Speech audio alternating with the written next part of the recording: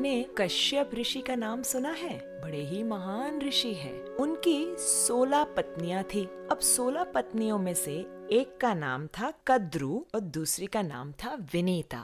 ध्यान से सुनिएगा। कद्रु के संतान सारे सर्प थे। That means all her children were snakes. And Vinita के पुत्र थे अरुण और गरुड़। अब इतिहास तो ऐसा है कि कद्रु और विनीता के बीच में आपसी झगड़े के कारण वे एक दूसरे को पसंद नहीं करते थे और कद्रु ने विनीता और उनके पुत्रों को अपने वश में कर रखा था। गरुड़ जी ने बहुत तपस्या करके स्वर्ग से अमृत प्राप्त किया और अमृत के द्वारा अपनी माता विनीता और अरुण और स्वयं को कद्रु के कब्जे से आजाद कर दिया। तब से गरुड़ को सर्प के प्रति बहुत ही ईर्ष्या है। तब से गरुड़ जी और सर्प की बनती नहीं है और जहाँ भी सर्प देखते गरुड़ उसे खा जाते। Wherever he would see snakes, he would eat all the snakes। अब जो स्नेक्स की माता थी कद्रु, ये देख के उसे बहुत टेंशन होता था कि मेरे सारे परिवार को ये खा जाएगा। कद्रु गई ब्रह्मा जी के पास। ब्रह्मा जी, मेरी सहायता कीजिए, मेरी मदद कीजिए, ये गरुड़ तो सारे सर्पों को खा जाएगा, हमारा समाज समाप्त हो जाएगा, कृपया हमारी रक्षा कीजिए। अब ब्रह्मा जी गरुड़ के पास आते हैं और गरुड़ से कहते हैं, गरुड़, इतना सारा विध्वंस तुम मत करो इन सर्पों का। एक योजना बनाते हैं जहाँ हर अमावस्या पे तुम्हें एक सर्प मिल जाएगा, तुम उसे खा लेना तुम्हारे भोजन की तरह, तुम अन्य सर्पों को भयभीत मत करना। गरुड़ जी मान गए और इस योजना के अनुसार हर अमावस्या पे एक एक सर्प के परिवार से एक सर्प गरुड़ जी के पास पहुंच जाता था। अब ऐसे करते करते कालिया नाग के परिवार का टर्न आ गया। He had to send one snake to Garuda जी। कालिया ने कहा, मैं नहीं भेजूंगा, मेरे परिवार से कोई सर्प नहीं जाएगा।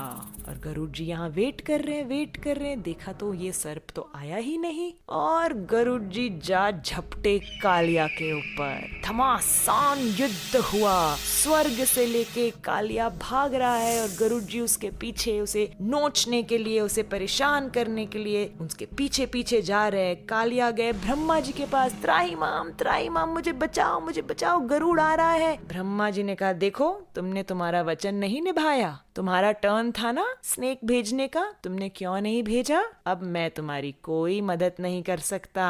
कालिया यहाँ जाए वहाँ जाए, बचाओ, कोई नहीं बचा पा रहा था और गरुड़ जी तेज गति से उसके पीछे आ रहे थे। कालिया तब अंत में जाते हैं अनंत शेष के पास, जो कि बलराम जी हैं। त्राहिमाम रो के मुझे बचाइए। अब बलराम जी का हृदय तो बड़ा कोमल है। अनंत शेष कहते हैं कालिया से, कालिया, तुम व्रज में यमुना नदी में जाकर छिप जाओ, वहाँ तुम्हें गरुड़ नहीं परेशान करेगा, वहाँ तक तो वो आ भी नहीं सकता, यमुना का जल छू भी नहीं सकता। कालिया कहते हैं, अच्छा, मुझे बताइए क्यों, ऐसा क्यों है? तो अनंत शेष उसका इतिहास बताते हुए कहते हैं कि एक समय की बात है, यमुना नदी के अंदर शौभरी मुनि तपस्या कर रहे थे। In the water he was meditating और उस समय गरुड़ जी यमुना में से एक मछली को उठाते हैं भोजन के लिए। अब Garuda is an eagle, right? Eagles catch fish and they eat. So इस मछली ने शौभरी मुनि को प्रार्थना की, मुनिवर मुझे बचाओ, गरुड़ के मुख से मुझे बचाओ। और फिर शौभरी मुनि ने उस मछली को बचाते हुए गरुड़ को श्राप दिया, गरुड़, तुम इस यमुना के जल में जैसे ही छुओगे तुम्हारी मृत्यु हो जाएगी, ये मेरा श्राप है। तो इस श्राप के वजह से गरुड़ यमुना पे नहीं आ सकते। अनंत शेष कहते हैं कालिया से, जाओ कालिया, अपनी पत्नियों को लेकर, बच्चों को लेकर, परिवार समाज को लेकर तुम यमुना में बस जाओ, गरुड़ तुम्हें वहाँ नहीं तंग करेगा। तो अब कालिया बसे हुए हैं यमुना के जल में। बड़ा ही अभिमानी नाग कालिया है और अपने विष से, बहुत भयानक विष से पूरे जल को दूषित करके बैठा था। कालिया सर्प के विष से बहुत परेशानी होती थी। उनके गाय जब वो जल पीते तुरंत मर जाते। अरे जल तो क्या, जब यमुना के ऊपर से पक्षियां उड़ती वे भी गिरकर मर जाती। इतना जहर, इतना इतना भयंकर जहर उगलता था। कृष्ण सोच रहे थे मैं कैसे इस कालिया को यमुना से निकालूं। रोज जब मैं गैयों को लेके आता हूँ चरने, तब दाऊ जी मेरे साथ होते हैं। बलराम जी बड़े भाई हैं मेरे, वो मुझे कभी यमुना के पानी में जाने ही नहीं देंगे। मैं अब ऐसे प्लान करता हूँ कि कल दाऊ जी का बर्थडे है, तो बलराम जी के जन्मदिन पर हम ऐसे प्लानिंग करेंगे कि उन्हें हम साथ में लेकर ही नहीं आएंगे यमुना के तट पर, उन्हें हम घर पर रहने देंगे। तो जब बलराम जी घर पर रहेंगे, कृष्ण अकेले रहेंगे मित्रों के साथ, तो कृष्ण ने सोचा मैं तब जाके यमुना में कूद जाऊंगा और कालिया को सबक सिखाऊंगा। जिस दिन बलराम जी का जन्मदिन था, कृष्ण उसे छोड़कर गैयों को लेकर यमुना के तट आते हैं और वहाँ पे जैसे ही गाय वहाँ पहुँचती है, एक एक एक करके मर जाती है। सब सखाए घबरा जाते हैं, कृष्ण कृष्ण हमारी गैया को बचाओ बचाओ, पानी पीते ही मर गई। कालिया का इतना भयंकर वहाँ पे विष है, कुछ करो कन्हैया। कृष्ण वहाँ आके अपने कोमल हाथों से जब गैयों को प्रेम करते हैं तो गैया जीवित हो जाती है। कृष्ण कहते हैं अभी तुम घबराओ मत, सब एक साइड पे खड़े हो जाओ। कृष्ण कदम्ब के वृक्ष पर चढ़ते हैं और धीरे धीरे एक डाली पर पहुंच के वहां से सीधे अंदर यमुना में छलांग मारते हैं। जैसे ही छलांग मारते हैं, बहुत बड़ा splash of water happens and Krishna अंदर अंदर अंदर अंदर यमुना में जाते हैं। कालिया वहां सो रहा था और इतना पानी में जब अंदर जाते हैं, there's a turbulence, there's a disturbance।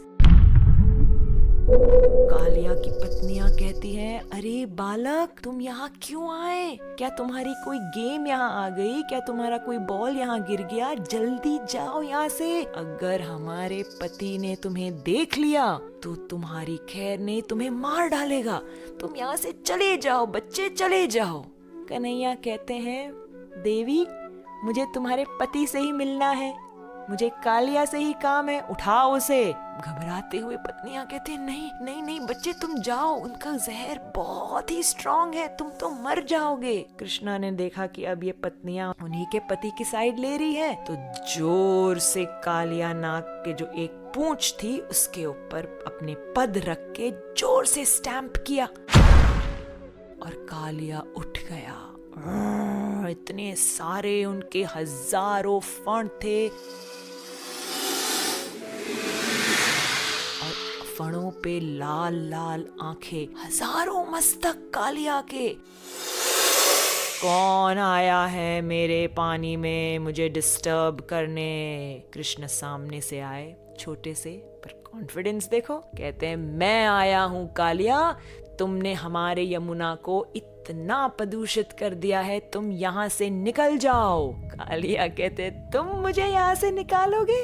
मैं तुम्हें मिनटों में समाप्त कर दूंगा। और कालिया जोर से रनिंग रनिंग रनिंग करके आके कृष्ण को पकड़ने लगे। कृष्ण थोड़ी साइड में हट गए, कालिया आगे निकल गया। वापस Kaliya swimming swimming swimming swimming करके आके अपने चुंगल में पकड़ना चाहते हैं कृष्ण को। कृष्ण यहाँ से वहाँ, वहाँ से यहाँ, कालिया अपने फणों से ऊपर नीचे आगे पीछे कृष्ण को पकड़ ही नहीं पा रहा है। और कृष्ण ने तब कालिया के मस्तक पर छलांग मारी।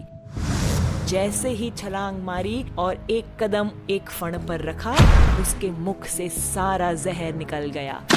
दूसरा चरण दूसरे फण पर, दूसरे मस्तक पर रखा, उस मस्तक से पूरा जहर निकल गया। अनेक फणों पर नृत्य करते करते कालिया के मुख से अब जहर निकल रहा था। ये करते करते करते पानी से ऊपर आए, बाहर आए यमुना से। और ये दृश्य ब्रजवासी देख के बड़े ही घबरा गए। हमारा छोटा सा बच्चा कालिया के मस्तक पर, घबरा गए। माँ यशोदा बेहोश हो गई, नंद बाबा तो अंदर कूदने ही जा रहे थे। बलराम जी ने रोक दिया, पिताजी मत जाइए, कृष्ण संभाल लेगा।